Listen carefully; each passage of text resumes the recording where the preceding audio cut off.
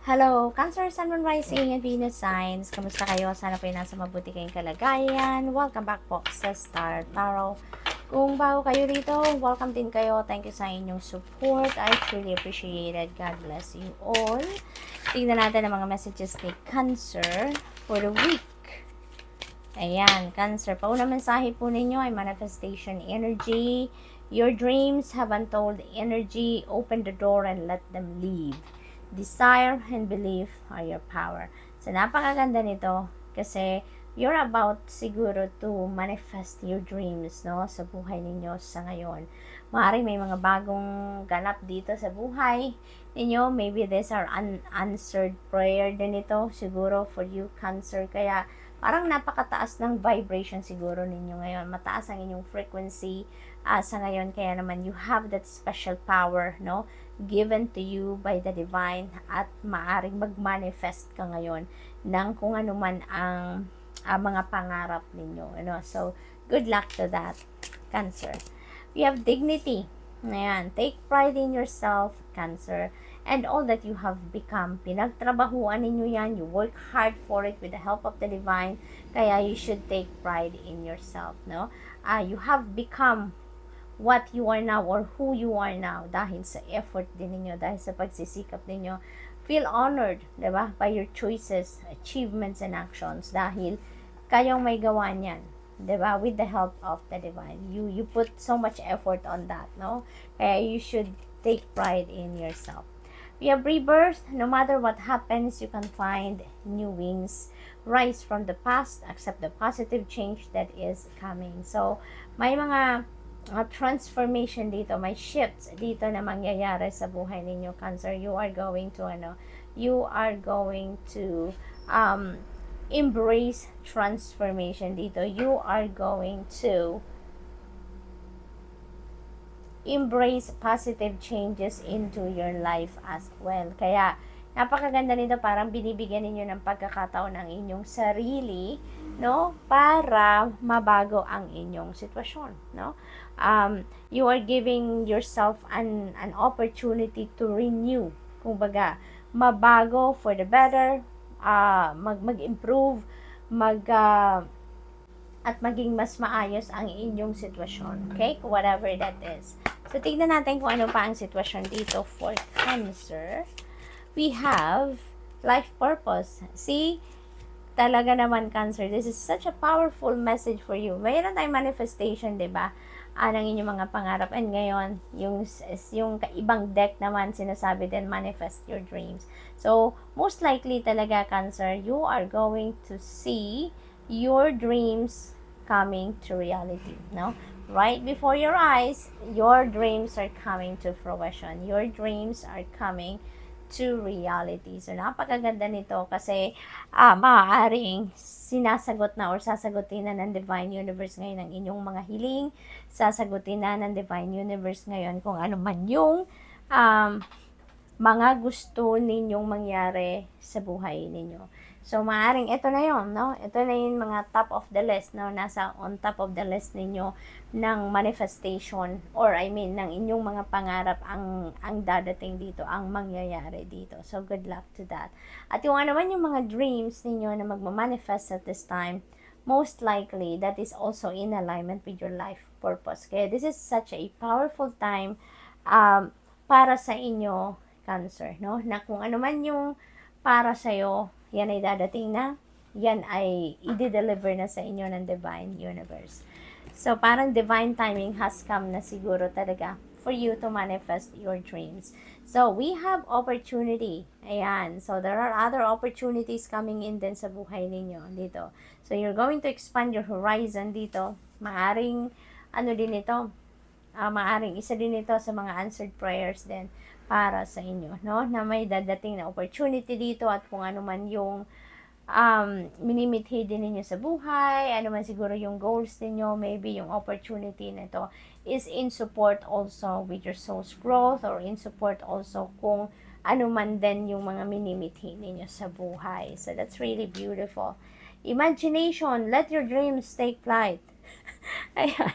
So, let your dreams take flight. Tapos dito, you're going to manifest your dreams. So, there is a promise, no? There is a promise. Maaring continuation ito, no? Yung manifest your dreams, continuation yan ng energy nito, no? Kasi, ang iba sa inyo dito, maybe wala pang ginagawa, no? Wala pang ginagawa. Hindi pa nagte-take action kung hindi pa nagte-take action towards manifestation of your dreams dito. Kaya, iniimbitahan kayo dito na let your dreams take flight na because maybe you're being sent opportunities also that will be in support doon sa pagmamanifest niyo ng inyong mga pangarap. So, you really need to take action.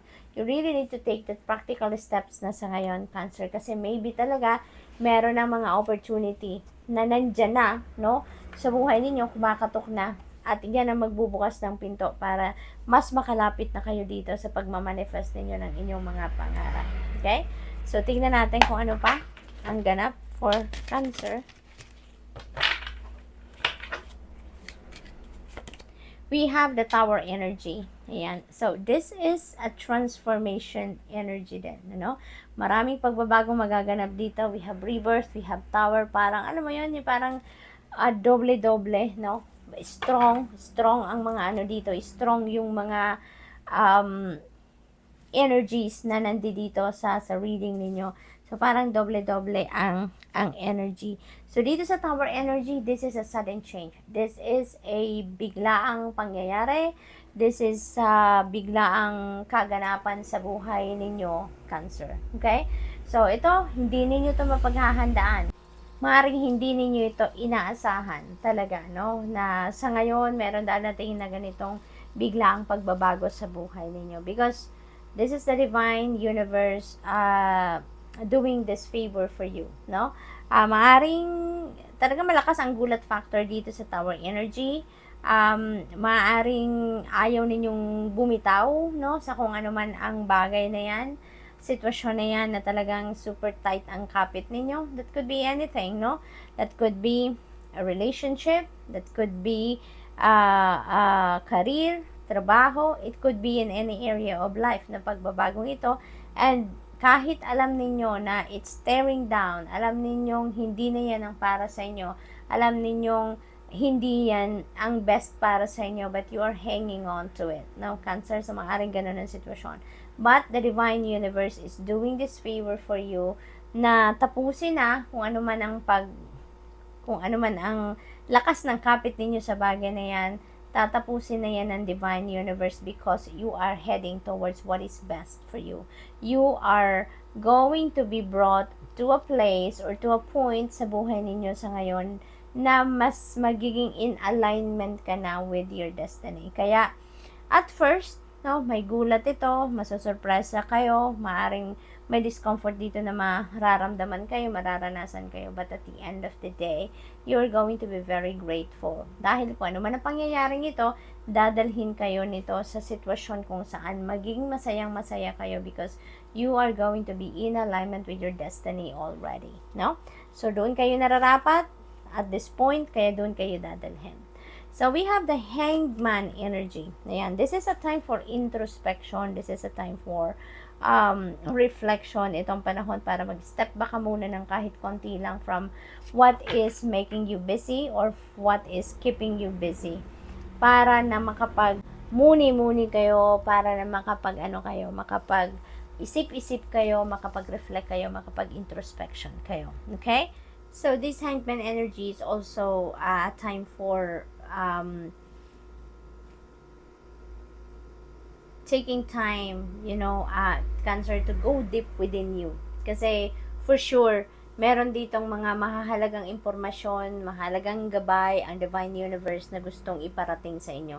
Kaya, iniimbitahan kayo dito na mag-reflect kayo, mag-contemplate kayo, because maybe may mga new ideas, no, na mag-arise dito, may mga epiphanies or new perspective dito na might come out, no, sa sarili ninyo, at madidiscover ninyo yan through reflection and contemplation. So, good luck.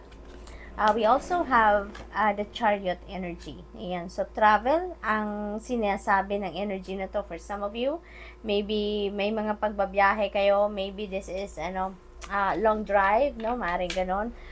Posible din, posible din ang iba sa inyo dito, by air ang travel na to. So, it could be international travel, maaaring ganon, or malayo-layo, no? Malayo-layo ang babiyahin ng iba sa inyo dito. Posible din na may vehicle na tinitignan kayo, no? Maaaring gusto ninyong bumili. Maybe you are shopping for a vehicle at this time, Cancer, so posible din yan. So, good luck.